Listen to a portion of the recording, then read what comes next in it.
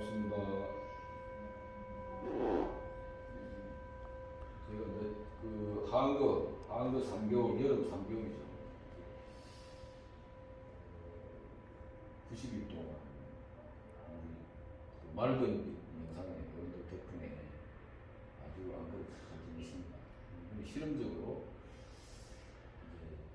이제 몇 가지 점에서 이제 굉장히 실험적인 안거를 했어요. 처음에 이제 제일 기본적으로 부처님 방식처럼 탁발에 의해서 한번 생활해보자. 그렇게 했는데 90일 동안 진짜 장보를 한 번도 안 갔어요. 다 보내주는 반찬. 요즘은 좋은 게 탁발을 안 가도 택배로 보내주니까 택배 탁발로 해서 뒤에서 제일 끝에 이제 정말 그 외따로 떨어진 옛날에 이제 여름용 펜션 하던 집인데 올 인수해서 이제 절로 만든 지가 한 6년, 7년 됐어요.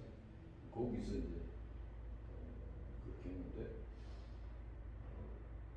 그 장보를 한 번도 안 가고 닭발 보내오는 걸로, 택배로 보내오는 걸로 그렇게 해서 이제 하고 또 공양청이 꽤 많이 들어왔어요. 한 3분의 1 정도. 주로 이제 중심 기준으로 하면 이제 한 30일 이렇게 공양청이 들어왔어요.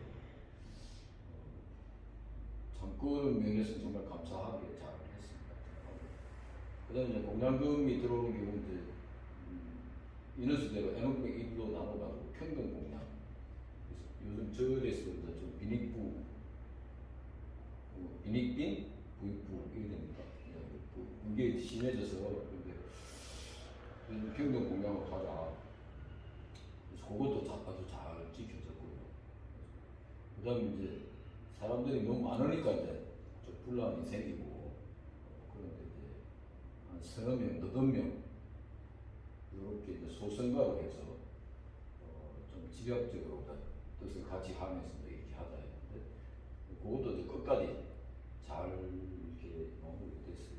나름대로 아주 목사님들이 개성이 뚜렷하고 또 전공들이 좀 다르고 한데도 불구하고 아주 잘 했습니다.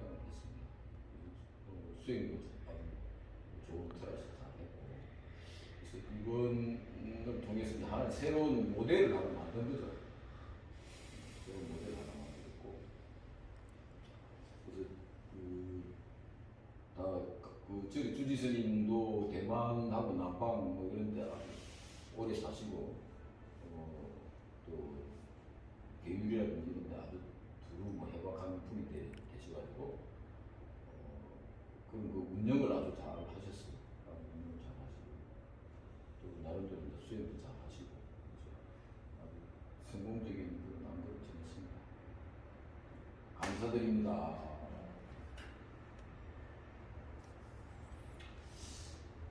그러면 이제 수행 들어가기 전에 간단하게 몇 가지 말씀드리겠습니다. 우리가 밥을 짓는데 쌀을 솥에 넣고 불을 뗐다. 어떻게 됩니까? 어떻게 되십니까?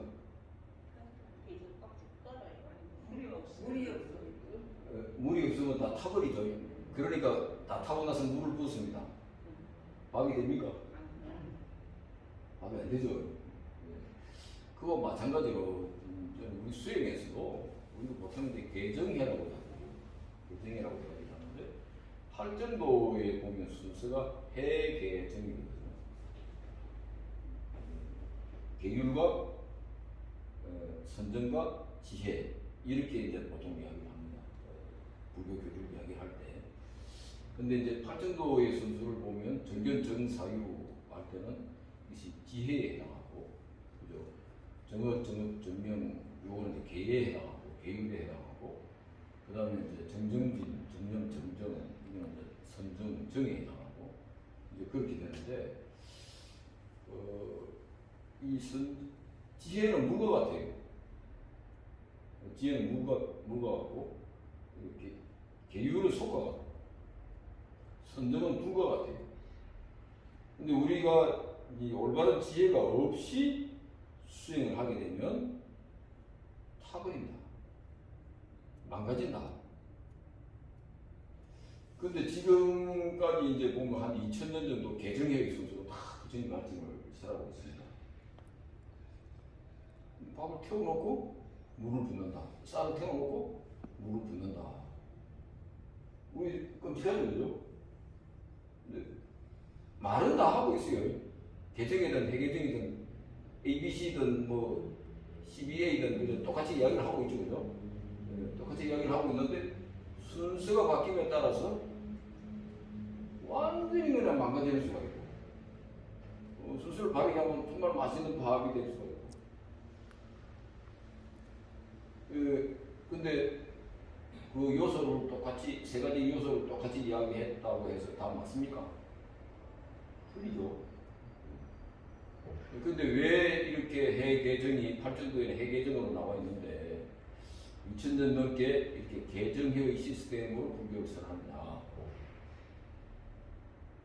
이런데 이 사람들 거의 의문이 없어요. 이 의문이 없는데 목적은 간단해요. 쌀을 태우기 위해서 아예 성분의 씨앗을 말려버리기 위해서 성분의 씨앗을 태워버리기 위해서 조금 과격한 표현일지 모르지만 중생들이 성불화해서 왕이나 황제의 서성이 내는 게 싫은 거예요. 그 다음에 그런 대사유인이 되고 정말 큰 행복을 이뤄서 왕이나 귀족들보다 더 행복해지고 더 자유로워지는 걸 바라지 않는 거예요. 놀라운 일이죠. 끔찍한 일이죠. 그래서 부처님의 가르침이 똑같지만 순서를 뒤바꿔서 불성의 씨앗을 완전히 태워버려요. 이런 불교를 우리가 지금까지 해왔다. 팔천도는 분명히 해개정이라는 순서로 이야기하고 있는데 모든 교학 체계는 개정의 이야기를 하고 있습니다. 그래서 우리가 부처님 가르침 안에서도 놀라울 정도로 부처님 가르침을 왜곡시키고 오히려 진정한 본래의 가르침이었던 이 내용을 실종시키고 파괴시키고 이런 것들이 너무나 많이 있다라는 걸 알고 제가 참 많이 놀랐던 적이 있어요. 그래서 제도권에서 이런 이야기를 하면 이제 기존 내 제도권에서는 이런 이야기를 하면 바로 이제 이 제재가 들어옵니다. 바로 제재가 들어와서 제가 한 3번 정도 공개 강의를 하다가 그 다음 바로 접었어요. 그래도 한 1년 있다가 제가 쫓겨났습니다. 그게 원인이 돼서.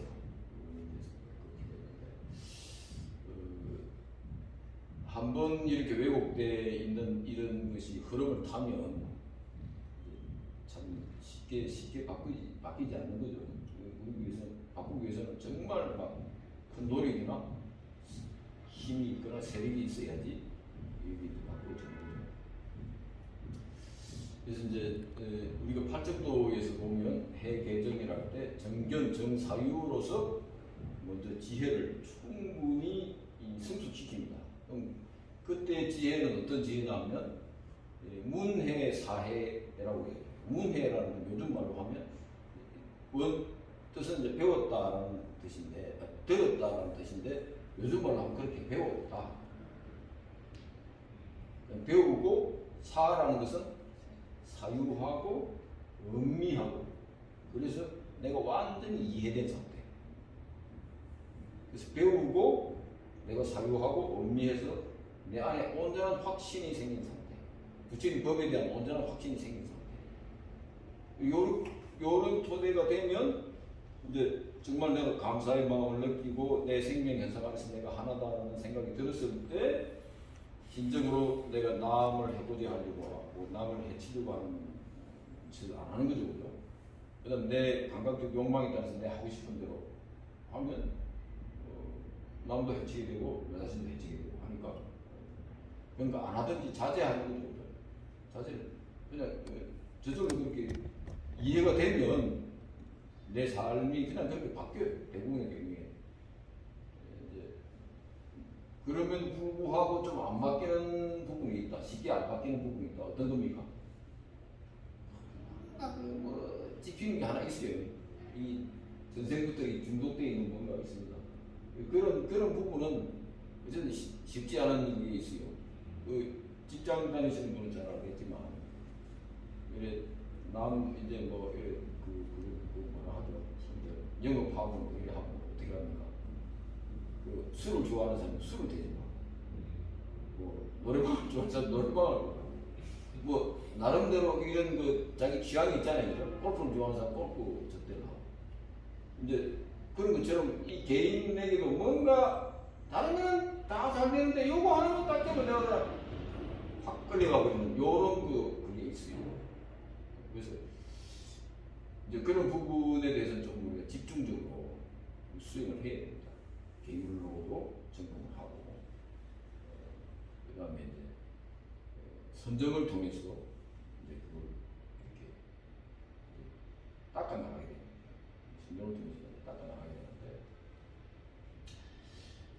되는데 이제 부처님 당시에는 이렇게 생각을 하면 자연스럽게 번뇌가 끊어져서 자연스럽게 번뇌가 끊어져서 너 그렇게 지표를 풀리고 뭐 있어? 내가 그렇게 가래를 풀리고 뭐 있어? 라고 생각하면 생각이 툭 떨어져요. 대부분의 경우에. 예, 그렇게 해서 삼매도 이제 거칠 지혜 삼매, 거치다. 그냥 번뇌가 그냥 거쳐져서 삼매되는 거예요. 막 테크닉적으로 뭔가 뭘 하나 목표를 정하고 막 집중을 하고 막 이렇게 해서 하는 게 아니고 뭐 그런 것도 방법이 있지만 팔정도의 방법을 택하게 되면 바른 사유를 하게 되면 정법의 정견의 근거에서 바른 사유를 하게 되면 내가 뭐 그렇게 집착할 이유가 없잖아. 내가 뭐 그렇게 가려할 이유가 없잖아. 이렇게 생각하고 그게 탁 떨어지면 아주 약해 들려요. 그 느낌이나 감정이. 그래서 내가 굉장히 쉽게 구도를 할 수가 있어요. 근데 이제 우리가 막 억압적으로 막 안 해야지 막 하다 어느 순간 내 안에서 막 폭발적으로 그 욕구가 막 폭발적으로 일어나서 나중에는 내가 감당이 안 돼. 애들도 하지마 몇 번 말 듣죠, 그죠? 그 다음에 계속 그러면 어떻게 돼요? 막 갑자기 막 애가 뭐 이상해져서 그 다음부터 뭐 말만 하면 쫙 막 이렇게 이제 그렇게 되는데 잘 이해하고 납득한 거는 그냥 돼요. 그래서 수행도 선정의 수행도 굉장히 후대에 와서 테크닉적인 수행, 의학적인 수행 바뀌고 그러다 보니까 이 부작용이 더 심하죠. 그래서 이게 어느 정도 처음에는 어떤 감정이나 내 정서나 욕망이 억압되지만 나중에 되면 스프링처럼 어떻게 돼요? 몇 번 그래 하면 내가 내 자신에 대한 신뢰를 상실한다. 나는 안 돼. 아이고 나는 내 근기로는 안 되고 이런 식으로. 근데 내가 충분히 그걸 이해하고 내가 납득하고 음미해서 확신이 생기면 그냥 자연스럽게 훨씬 쉽게 될 수 있다. 그다음 그렇게 이제 선정이 되면 그냥 버릇하는 마음을 그냥 내가 하려고 하면 하는 거예요. 그냥 하는 거예요. 그래서 우리가 지금 하고 있는 이런 불교적인 수행법이나 교화 체계나 이런 것들이 너무 이렇게 변질돼가지고 사실은 이제 그런 방법으로 수행을 하면 성공할 수 없는 시스템. 열심히 노력해서 망가지게 돼. 열심히 더 노력하면 더 빨리 망가지고 이런 안타까운 구조를 가지고 있다. 그래서 이것이 이제 왕조 시대를 거치면서 모든 사람들이 진정으로 자유로워지고 행복해지고 하는 걸 싫어하고 그 당시 지배층에 해당하는 엘리트층 이걸 싫어합니다. 추가해가지고 부처님법을 변질을 시킵니다. 그것이 뭐 동북아, 남방이다, 티벳이다, 일본이다, 전통 불교가 전해진 지 똑같다. 왕조 시대 가지고 있는 그 시대 공통성 때문에 어떻게든 부처님 법을 훼손시키고 망가뜨렸다. 그래서 우리가 그런 토대에서 불교를 열심히 해서 쌀을 넣고 불을 열심히 떼서 더 빨리 태우고 이런 이제 일들이 생긴다. 참 안타까운 건데, 근데 그래도 우리 시대에는 이제 초기 부처님의 가르침이 잘 지켜지고 그런 것을 통해서 이제 이런 걸 이제 새롭게 회복할 수 있도록 굉장히 다행스럽게 생각합니다. 근데 그렇게 이 와스도 옛날 아비달마나 아비담마적인 교학이나 전통 교학의 토대를 가지고 이해를 하면 분명히 해계정인데 그냥 입으로 개정해. 당연히 그냥 그렇게 가버려요. 다 지금 99.9% 지금 강의하고 있는 건데 다 수행 가르치는 건 다 이제 그렇게 가르치고 있어요. 다 이제 그렇게 가르치고 있는데 바로빨리 이런 부분이 개선됐을 때 우리가 진정한 불교를 할 수 있고, 그 다음에 30분을 수행하면 30분 수행한 만큼 그 결과를 볼 수 있습니다. 그 내비게이션 딱 가면 딱 30분, 딱 30분만큼 목표에 다가가죠, 그죠? 내비게이션 딱 하면. 그래서 부처님의 가르침은 정확한 내비게이션이에요. 어떤 방식이냐? 사성제를 깊이 이해해서 사성제를 닦아서 사성제를 성취하는 거예요. 시작도 사성제, 중간도 사성제, 끝도 사성제. 근데 뭐 깨달이 뭔지도 모르고 간다. 깨달이 뭔지도 모르는데 깨달이 된다.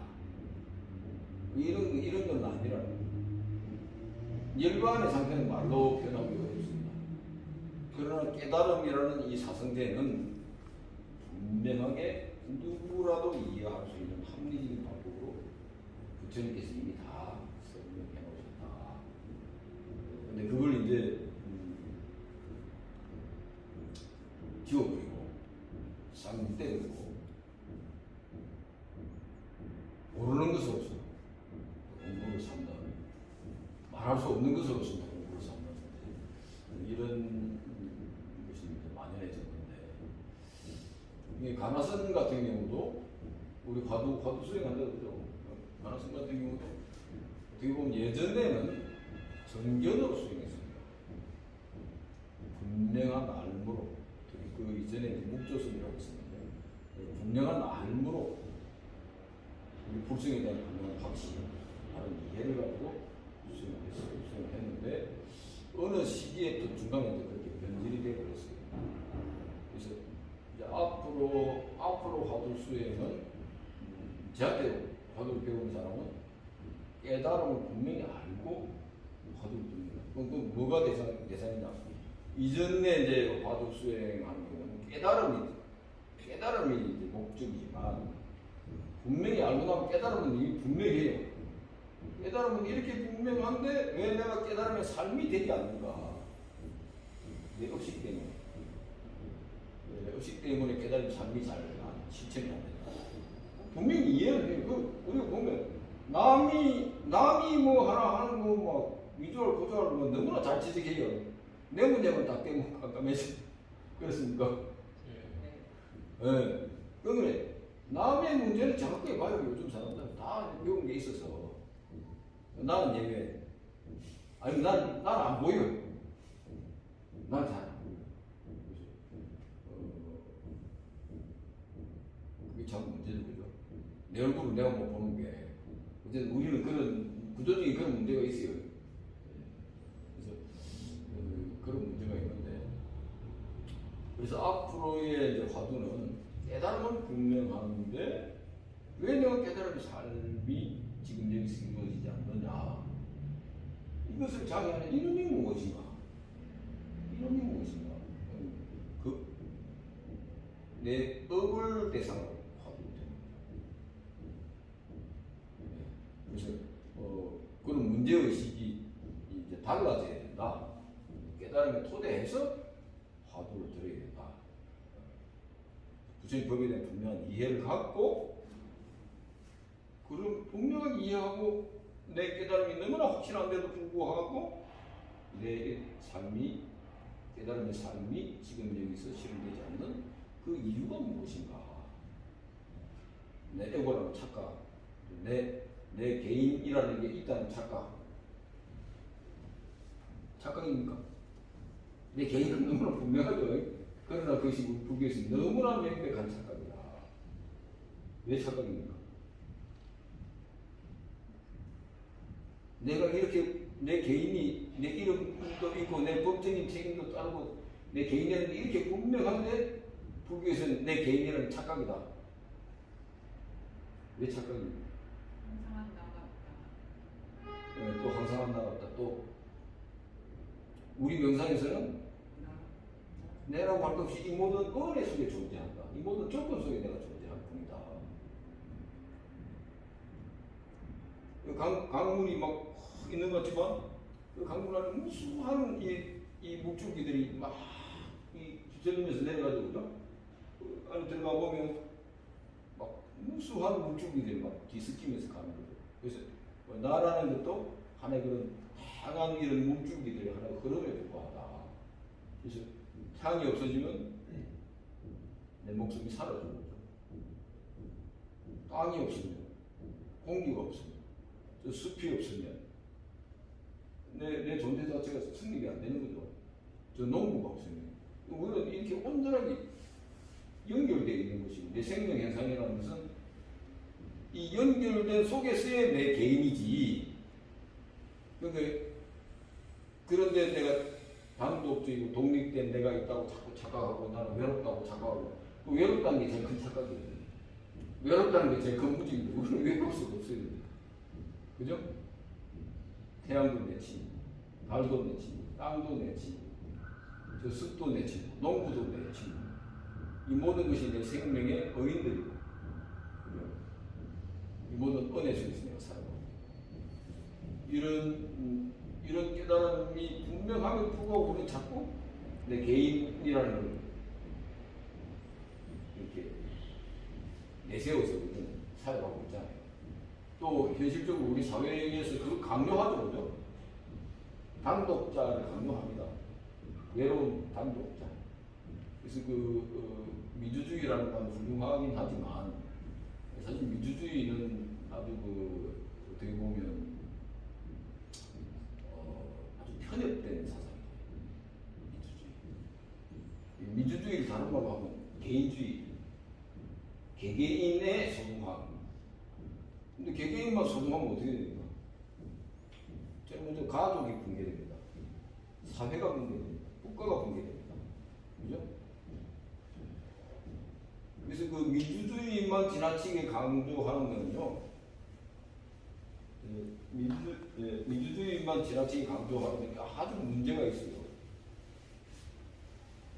그래서 민주주의만 강조하는 것은 전부 아주 심각한 개인주의로 변질되면서 가족이나 공동체, 사회, 국가가 파괴됩니다. 그 미국 같은 경우는 민주당만 있는 게 뭐가 있습니까?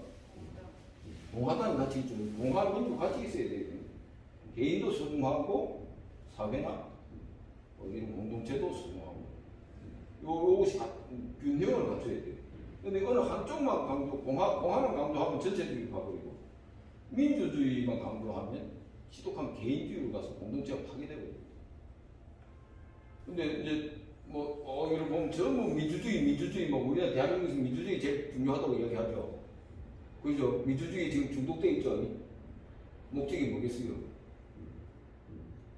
그렇게 중독시키는 사람들의 목적이 뭐겠어요? 지극히 개인화돼서 뒷밖이 모르는 인간으로 만드는 것이 그 사람들의 목적이다. 민주주의를 하겠습니까? 공화주의를 하겠습니까? 민주공화주의를 하겠습니까? 우리나라는 민주공화국이라고 하고 민주주의 반대는 독재가 아닌가요? 네, 우리나라는 민주공화정이다 이렇게 이야기했는데 지금 강조하는 건 민주주의만 강조하지 공화주의를 강조하지 않죠. 네. 그것이 이제 그 유럽도 아주 그 민주주의를 계속 강조하고 나면 지극한 개인주의로 가고 있어요. 그래서 우리가 지적인 이런 균형을 가질 필요가 있다. 그래서 우리 명상을 하게 되면 모든 은혜 속에 살고 있다라고 할 때 나의 어떤 나라고 할 것이 없어. 그러나 이 모든 것이 내 생명 현상이나 현상 중에 하나라고 할 때 어떤 큰 사랑, 대화를 느끼죠. 그 다음에 그러면서도 그것을 자각한 소중한 나. 그래서 이제 다음 단계가 이제 두 번째 주제인데, 불교를 이제 지금 많이 이제 핵심적인 불교의 가르침이 뭐냐, 뭐 대승불교에서 뭐라고 합니까? 대승불교의 핵심을 한마디로 이야기하라면 뭡니까? 공성. 그래서 그걸 초기 불교에도 이제 도입을 하면 뭐하라고 이렇게 이야기해요. 근데 초기 불교를 이렇게 좀 해보면 초기 불교의 가르침의 핵심은 사성대지 무아가 아닙니다. 내가 생각하는 그런 아는 없어. 그런 실체적인 내 이런 것 같은 그런 실체적인 아는 없어. 지금 이제 그 이야기를 하고 있는데, 어떻게 우리 불교가 보면 공, 무아 이걸 이제 반야신경이나 대승불교에서 많이 강조를 하다 보니까 이제 불자가 되면 사람이 헛개미 비싸게 돼요. 예, 이제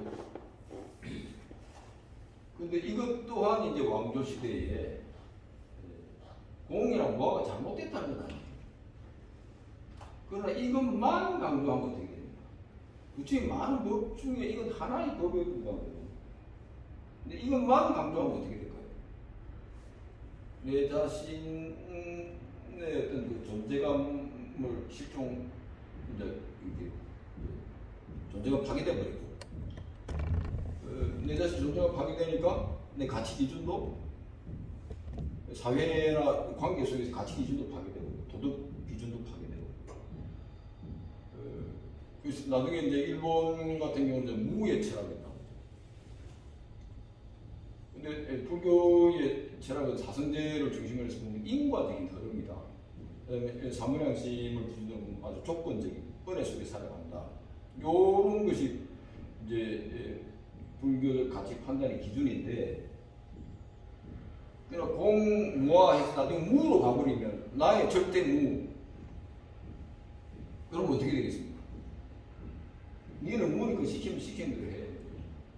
요런 묘한 이제 지배 논리가 들어가죠. 그래서 이제 절대 왕권이 일본 같은 경우 천황이 말은 무조건 충성해야 된다. 니는 무야, 니는 공이야, 니는 무야, 니는 무아야. 거기에다가 이제 절대 어떤 그 권력의 어떤 절대 권위에 있는 주입을 하는 거죠. 아주 얼마나 좋습니까? 그래서 우리가 일본 불교를 일제 불교를 거치면서 천황제 하에 불교를 하거든요. 그 천황은 어떻게 보면 절대 신입니다. 일본은 절대 신이에요. 인간이지만 절대 신이죠. 니는 뭐고 그냥 천황이 시키는 대로 해. 이거는 가미가제 같은 경우 비행기 타고 탁 그래서 그 연통이 평 들어가면서 천황 배양 만세 하고 쭉 들어갑니다. 자기의 모든 가치 기준은 천황이 결정해요. 그래서 우리가 지금 불교를 했지만 이런 왕조 시대의 불교라든지 일제 천황, 일제 식민지하의 어떤 그 불교와 꼭 식민지가 아니라도 일제 천황대 하의 어떤 그 불교들은 다른 불교가 아니고 아주 외국 불교들이다. 근데 그런 거에 대한 비판이 제대로 이루어지지 않고 불교라는 이름으로 아직도 통용되고 있다. 그래서 굉장히 심각한 문제다. 그럼 불교는 뭐냐? 진짜 불교의 가르침이 뭐냐? 그럼 부처님을 세종이라 합니까? 세천이라 합니까? 세상에서 가장 존귀한 분이랍니까? 세상에서 가장 천박한 분이랍니까? 그럼 우리 깨달음의 길은 세존의 길입니까? 세천의 길입니까? 그렇죠. 여기 우리가 불교가 추구하는 건 세상에서 가장 존귀한 존재가 돼요. 무가치한 무의 존재가 아니고 세상에서 가장 존귀한 존재가 되는 길을 가는 것이 우리 불교의 가르침입니다. 그럼 세상에 가장 존귀한 길을 가는 것이 뭐겠습니까? 인과를 알고, 그죠?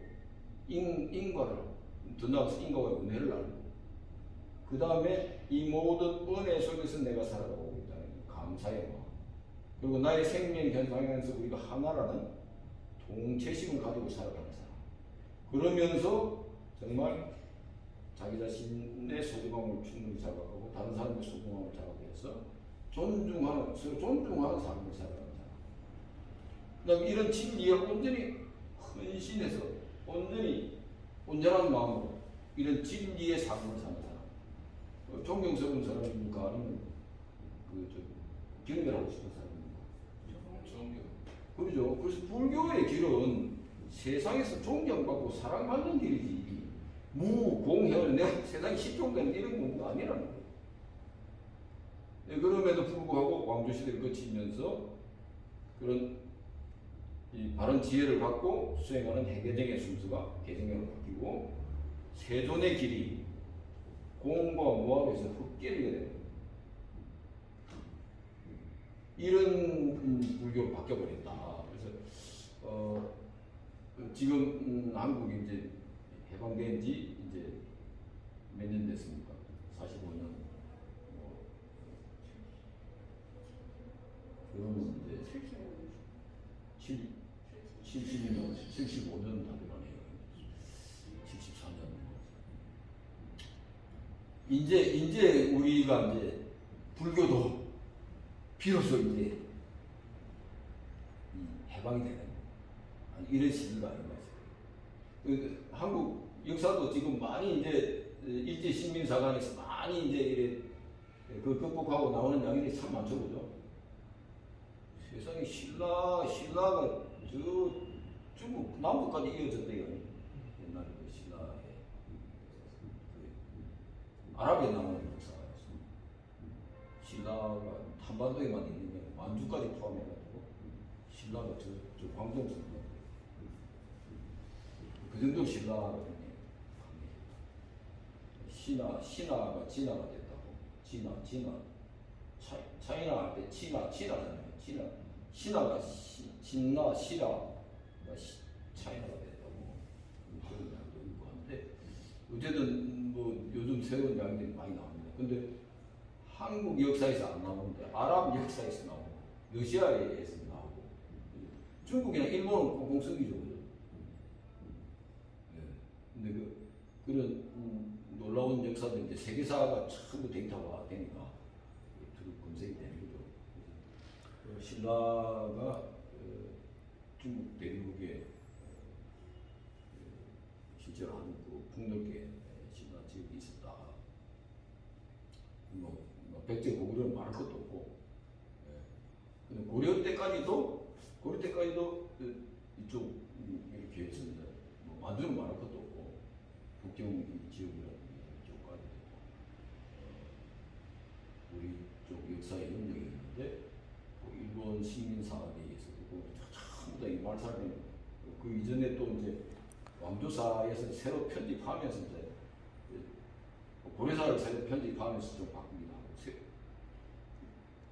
조선시대 또 이제 고려사를 이렇게 만들면서 또뭐 이렇게 좀 변질되기도 하고 어쨌든 뭐 많은 그런 역사를 겪었습니다. 근데 결정적으로 이런 이제 식민지를 거치면서 우리의 이런 그 역사라든지 정신적인 이런 능력이 굉장히 위축돼요. 특히 우리 불교도 왕조시대를 거치면서 변질된 부분이 많이 있었지만 결정적으로 이제 일제시대 때 천황제 하에 불교를 겪으면서 불교가 많이 변질되고 이런 부분이 있죠. 그래서 우리가 그런 걸 극복을 해서 우리가 세상에서 정말 존귀해지는 그런 불교를 해야 된다. 실제 우리가 지금 하고 있는 불교는 그런 불교를 하고 있는 거죠. 그런 불교를 하고 있습니다. 내가 모든 은혜 속에서 존재한다. 이제 그렇게 생각하면 기꺼이 내가 남에게 베풀어 줄 수 있는 그런 어떤 바람이 된 내가 이미 받았기 때문에 기꺼이 내가 아낌없이 받았기 때문에 내가 아낌없이 베풀어 가야 된다. 그런 어떤 당위성을 내가 얻게 되는 거예요. 이미 내가 받았기 때문에. 그래서 학생들도 보면 애들도 보면 사랑을 많이 받은 사람은 사랑을 풀 줄 알아. 근데 사랑을 못 받은 사람은 남을 막 괴롭히고 막 안 좋은 일을 막 하려고. 내가 이미 이 모든 사랑을 받았다. 충분히 받아왔고 지금도 받고 있고 그런 데 대한 분명한 자각이 생기면 이 자체로서 나는 이미 정말 큰 은혜를 입었고 큰 사랑을 입었고 지금도 그러고 앞으로도 그러고 내 생명이 있는 한 이 거대한 우주와 대자연과 우주와 이 법계의 온전한 사랑을 받고 있다. 그죠? 내 이 존재 자체만으로 그런 자각이 생기면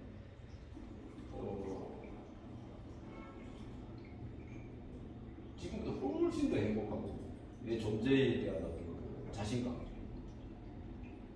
어떤 그 의미 이런 걸 우리가 가질 수 있죠. 그래서 지금의 어떤 우리 시대가 개인의 어떤 그 소외된 개인들 이렇게 그다음에 자본주의 하에서 사람을 돈으로 환산해보니까 뭐 요즘 뭐 공사장에서 사람 한 명 죽으면 얼마 나옵니까 보상금이 한 1억 나오고 자꾸 돈으로 목숨도 돈으로 환산하다 보니까 세상은 좀 돈만 있으면 된다. 이제 이런 식으로 자꾸 생각하고 요즘 애들도 뭐 그게 정말 심한 것 같아요. 그렇게 지금 돼가고 있는데 나의 그런 그 정말 본질적인 소중함, 내 존재의 소중함 이런 것을 자각하고 세상을 살아간다면 삶이 완전히 달라져요. 정말 뭐 신앞에서 외로운 단독자 아니면 군중 속의 고독, 뭐 고독한 개인, 무기력한 개인 뭐 이렇게 생각하면 정말 막 이 세상 살아가는 게 너무나 힘들고 괴롭고 이렇게 됩니다. 근데 내 존재 자체가 정말 이 은혜 속에서 살고 있고 내가 이 대자연과 대우주, 대법계의 은혜 속에서 온전한 축복받은 존재다. 온전한 사랑의 존재다라는 그런 자각이 생겨나고 내가 본래적으로 그렇게 존귀함을 가지고 있다. 이런 자각을 가지고 살아가는 사람은 완전히 다른 사람입니다. 그렇게 했습니까? 자기 자신의 무가치를 자각하고 사는 사람하고 정말 내가 이 정말 은혜와 사랑 속에서 내가 지금 순간순간 살아가고 있다는 자각을 가지고 살아가는 사람하고 삶은 어마어마하게 다를 수뿐입니다. 그 사람이 비록 거지라도 그 사람이 대통령이라도 그 사람이 재벌의 총수라 하더라도 어떤 생각을 가지고 살아가느냐에 따라 삶이 완전히 바뀔 수 있다. 좀 다른 이야기긴 하지만 이거 하고 좀 쉬겠습니다. 잠깐 끊고 하겠습니다. 나는 이 이재훈이가 요즘 참 이쁘게 보여요. 왜 이쁘게 보이느냐 하면 감옥을 한 2번 갔다 오는데 사람이 됐어. 그전에는 그 이재용이 아는 사람 정말 이거 뭐 좀 답이 없어요. 너무 감각적이고 본능적이고 지배기 보이고 그랬었는데 감옥에 한 2번 갔다 오고 나서 많이 공부가 됐어요. 그 세상에 대한 책임감도 좀 느끼고 그래서 뭐 그걸 꼭 감옥에 넣는 걸 잘했다는 것이 아니고 그 사람은 이제 감옥에 들어서 아 내가 이때까지 생각했던 그런 것이 나의 모습이 아니었구나 나는 이 감방에서 들어갈 수 있구나 그렇게 생각 좀 겸손하게 아 내가 대한민국 은혜 속에서 내가 이때 살아왔구나 그죠?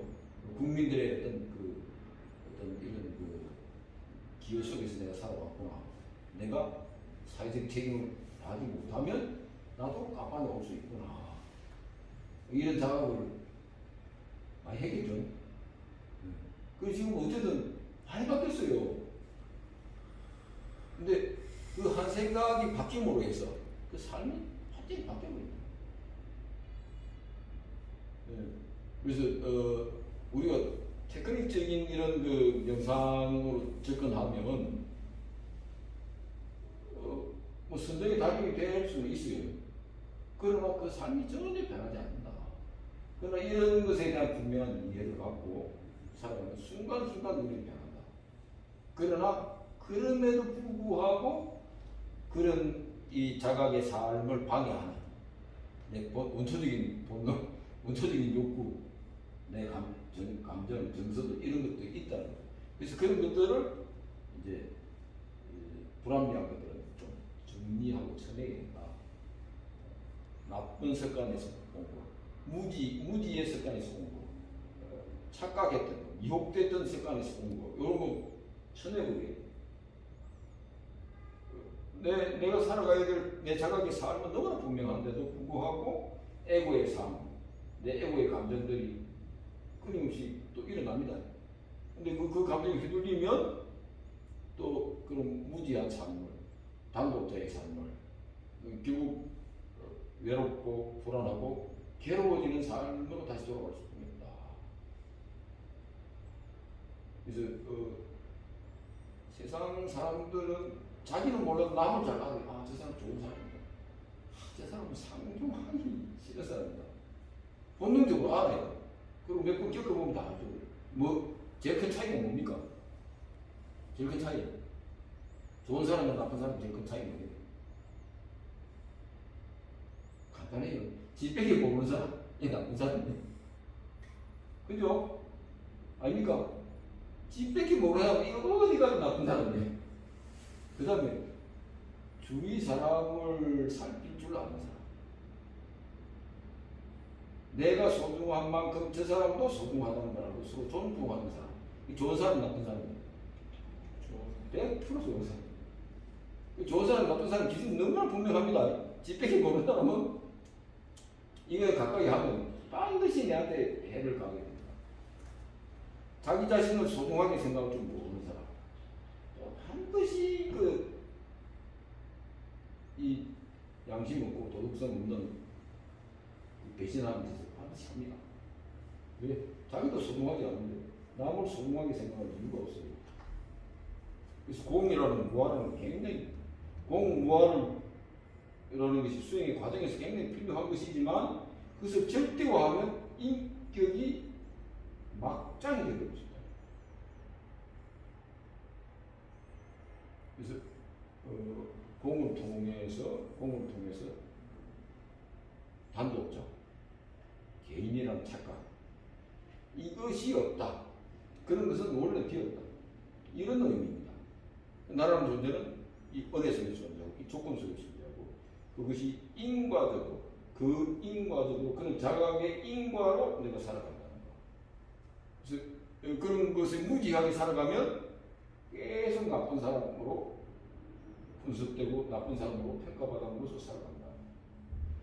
내가 내 자신의 소중함을 자각하고 다른 사람도 소중하게 대하고 그렇게 살아가면 계속 좋은 사람으로 되고 인격적으로 인격 성숙되고 사회생활 해보니까 인격적으로 성숙된 사람이 누굽니까? 자기만 생각해서 자기 최고로 잘하고 남 깔아뭉개고 짓밟고 하는 사람이 인격적으로 성숙한 사람입니까? 아니면 서로 존중하면서 잘 이렇게 의견 합의를 이끌어내고 이런 사람이 인격적으로 성숙한 사람입니까? 너무나 명백하죠. 그런데 지금 민주주의 교육이 개인주의 교육으로 되면 집 뺏기 모르는 사람을 양산하고 있다. 이 민주주의라는 것이 대단한 덕목이 있는 것 같지만 민주주의만 강조하게 되면 공부와 무화를 강조하는 것처럼 우리 사회를 파멸로 인도한다. 가정도, 직장도, 사회도, 국가도, 인류도, 생명도 파멸로 인도한다. 그래서 이런 미국처럼 공화주의와 민주주의가 서로 가치관 이런 사회가 건강한 사회다. 미국은 나름대로 민주공화를 가지고 있지만 다른 지역에서는 계속 민주주의만 강조합니다. 왜 그렇겠습니까? 모래알 국민을 만드는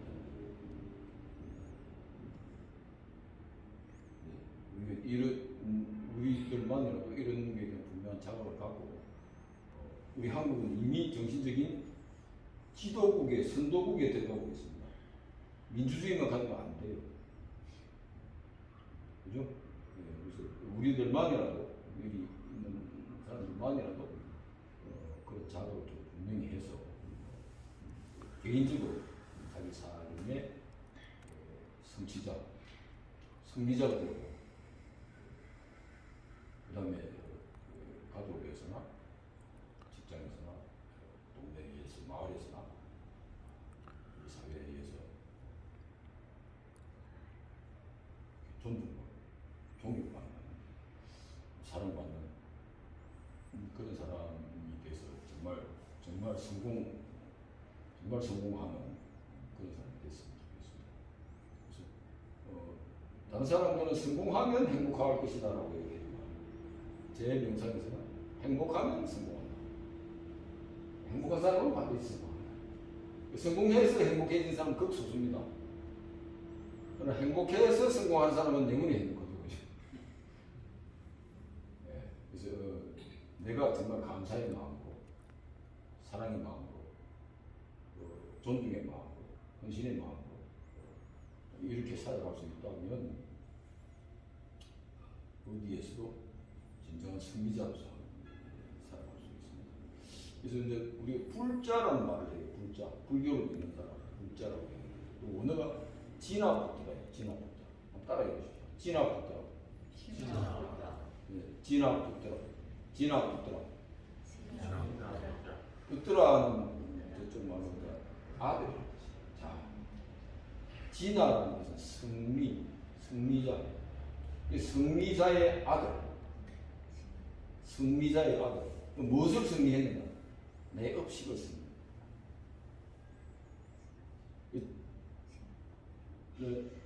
뭐 100만의 적을 이기는 것보다 내 안의 적을 이기는 게 그 위대한 승리다. 그때 내 안에 내 업식을 이길 수 있는 그래서 불교는 승리자의 길. 내 탐진치에서 내가 승리하는 거야. 내 업식에서 내가 승리하는 거야. 내 무지에서, 내 미혹에서, 내 착각에서 내가 깨어나서 정말 승리자로서의 삶을 살아가는 거야. 그래서 공과 무아로서 어떤 기준을 상실해버리는 그런 삶이 불교가 아니다. 그래서 이걸 어떻게 설명하느냐 하면 망령된 착각 속에서 살아간다. 일반 중생들은, 무지의 중생들은 모르니까, 일반 사람들은 모르니까 망령된 착각 속에서 살아간다. 그래서 망령된 분별을 하면서 살아간다. 망령된 온갖 잡념 속에서 살아간다. 그러니까 무분별하라. 무심하라. 오직 모를 뿐 하라. 그러면 어떻게 됩니까?